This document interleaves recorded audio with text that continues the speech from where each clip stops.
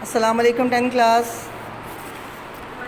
Lecture number 1 میں آپ کو میں نے تاریخ پاکستان حصہ 1 آپ 9 کلاس میں پڑھ چکے ہیں۔ حصہ 2 کے شارٹ کویسچنز کچھ میں نے آپ کو بتائے تھے۔ اب دوسرے لیکچر میں آپ کو اس کے تفصیلی جواب ہے۔ سوال نمبر 8 ہے آپ کی بیک پہ، اس کا جواب میں آج آپ کو یہاں پر سمجھا رہی ہوں، صفحہ نمبر بھی بتا رہی ہوں۔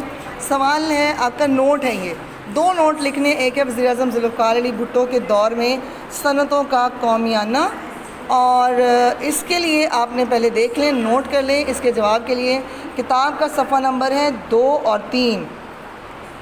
ہیڈنگ ہے اس کی آپ کی یہاں پر، صنعتوں کا قومی تحویل میں لینا۔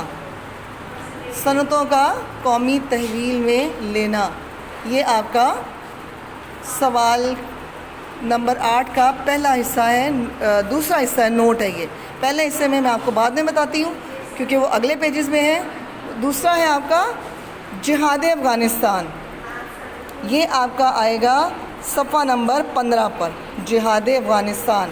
پہلے میں آپ کو بتا دوں کہ صنعتوں کا قومیانہ کیا ہوتا ہے، یعنی صنعتوں کو قومی تحویل میں جب لے لیتے ہیں، گورنمنٹ اپنی کسٹڈی میں لے لیتی ہے، تو اس کو کہتے ہیں صنعتوں کا قومیانہ۔ 1971 تک ملک کے 60% اثاثے اور 80% انشورنس کا کاروبار صرف 22 خاندانوں کی ملکیت تھا۔ 22 دسمبر 1971 کو بھٹو حکومت نے 22 سرمایہ دار خاندانوں کے پاسپورٹ ضبط کر لیے، جن کے پاس یہ سارا کاروبار تھا، یہ سارا کچھ اپنے قبضے میں لے کر بیٹھے ہوئے تھے یہ 22 خاندان۔ 19 کمپنیوں کو جاری کیے گئے 10 کروڑ سے زائد کے صنعتی لائسنس غیر قانونی قرار دے دیے۔ اور اس کے بعد کیا کیا، ذوالفقار علی بھٹو نے پاکستان میں صنعتی ترقی اور استحکام کو عوام کی ترقی کے لیے وہ ضروری خیال کرتے تھے۔ ذوالفقار علی بھٹو نے یہ ضروری خیال کیا کہ عوام کی ترقی کے لیے صنعتی ترقی اور اس کا استحکام جو ہے وہ بہت ضروری ہے۔ ان کے دل میں عوام کی بھلائی کا جذبہ تھا۔ وہ سرمایہ داروں، دولت مندوں اور کارخانہ داروں کی پالیسیوں سے اتفاق نہیں کرتے تھے، کیونکہ جو بھی سرمایہ دار تھے، کارخانہ دار تھے، وہ صرف اپنے مفاد کے لیے، اپنے ذاتی فائدے کے لیے کام کرتے تھے۔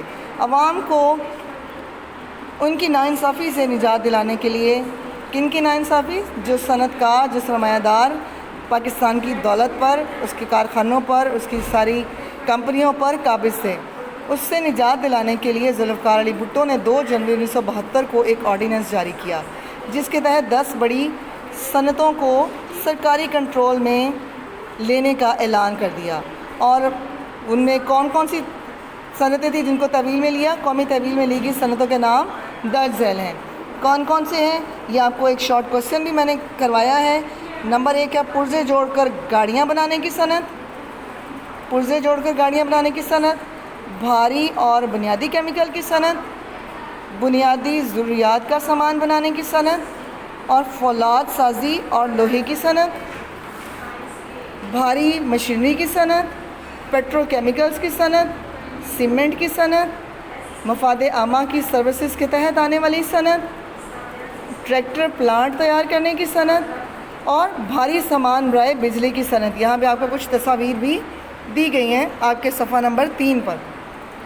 اس کے ساتھ ہی آپ کو بتایا گیا کہ صنعتی اصلاحات کے تحت 20 صنعتی اداروں کے ڈائریکٹر برطرف کر دیے گئے اور ان کی مینیجنگ ایجنسیاں جہاد کا آغاز ہم دوبارہ سے شروع کرتے ہیں، ہم بھی شروع کر لیتے ہیں۔ افغانستان کے عوام روس کے حملے کے خلاف اٹھ کھڑے ہوئے اور جہاد شروع کر دیا۔ حکومت پاکستان کی اخلاقی مدد کے سبب افغان مجاہدین کے حوصلے بلند ہو گئے۔ مجاہدین نے ہر محاذ پر افواج کو عبرتناک شکست دی۔ 1986 یعنی تقریباً 7 سال کے عرصے میں اس وقت تک روس بالکل مایوس اور بے بس ہو گیا، تاہم جہاد جاری رہا۔ مایوس اور بے بس ہو گیا کہ ہم افغانستان پر قبضہ نہیں کر سکتے، اس لیے وہ بالکل مایوس ہو گئے، لیکن افغانیوں نے جہاد جاری رکھا۔ اور جب روس کو اپنی شکست صاف نظر آنے لگی تو اسے اپنی جان کے لالے پڑ گئے، یعنی اب اسے بھاگنے کی پڑ گئی۔ پھر کیا ہوا؟ ایک جنیوا معاہدہ کیا گیا۔ اپریل 1988 میں امریکہ اور روس نے جنیوا میں ایک معاہدہ کیا۔ جنیوا ایک شہر ہے امریکہ کا، وہاں پر ایک معاہدہ کیا پاکستان کے وزیر اعظم بھی اس میں شامل ہوئے، اس وقت وزیر اعظم تھے محمد خان جنیجو، وہ بھی اس میں شریک ہوئے اور اس پر دستخط بھی کیے۔ روس نے اپنی شکست تسلیم کر لی کہ میں افغانستان پر قابض نہیں ہو سکتا، میں اپنی شکست مانتا ہوں، اور اس نے وعدے کے مطابق 15 فروری 1989 کو اپنی فوجیں افغانستان سے واپس بلا لیں۔ اس طرح جہاد افغانستان ختم ہو گیا۔ یہ جہاد افغانستان پر آپ کا نوٹ ہے، چھوٹا سا ہے، بہت لمبا نہیں ہے، لیکن یہ 2 نوٹ آتے ہیں جب بھی آئیں تو یہ آپ نے یاد کرنا ہے۔ السلام علیکم۔